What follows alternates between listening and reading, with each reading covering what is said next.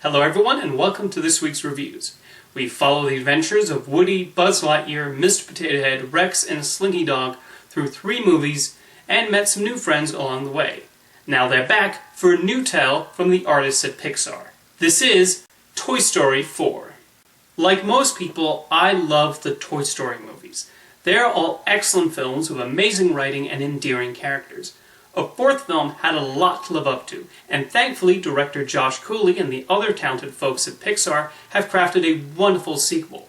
Watching it, you really get the sense that this series is essentially Woody's story, as each film followed his development and the way he faced new challenges and personal dilemmas. Toy Story 4 once again finds new thoughts and ideas crossing his mind, as he tries to help Bonnie's new favorite toy, a sentient spork named Forky. Forky presents some fascinating questions about what a toy's purpose is, and we see how this affects Woody's journey through the course of the story. The return of Bo Peep is also nicely handled, with the film showing where she went and how she has changed since last seeing Woody.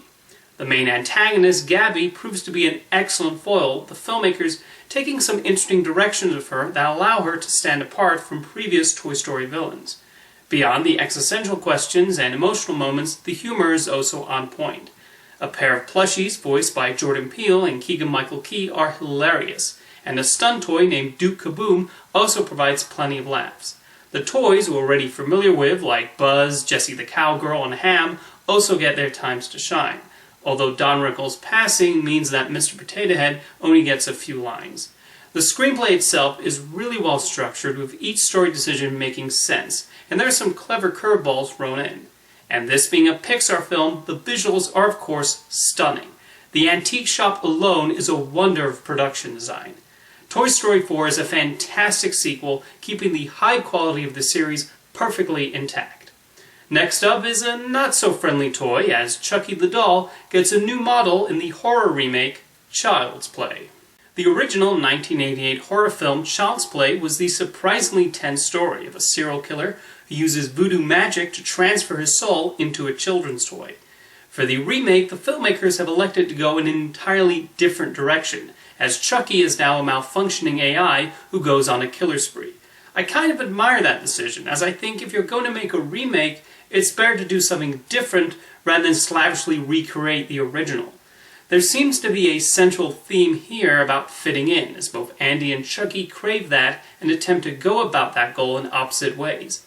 The movie has a self-aware streak running through it, which does provide its share of funny moments. There's also a heavy social commentary on our reliance of modern technology, although that aspect is definitely on the nose. Fitting with Chucky's new backstory and personality, Mark Hamill puts his own spin on the character that stands apart from Brad Dourif's iconic take. He captures the naivete of this incarnation quite well, although a bit of the Joker does slip through on occasion. As for the doll's design, it falls a lot into the uncanny valley. I wonder how much that was intentional, but it ultimately made me admire the incredible puppetry of the original Chucky that much more. Director Lars Klevberg does overdo it with the kills though, as this is the kind of horror movie that goes really over the top with the blood and guts and trying to make the audience squirm. There's also way too much of a reliance on jump scares, enough that I was eventually able to count down to every single one that happened. Overall, the Child's Play remake does an okay job of making it its own thing and putting a new spin on the premise. Not a great film, but as a piece of cheap entertainment, there are a few inspired moments to be had. Thank you for watching this week's reviews, and I'll see you next time.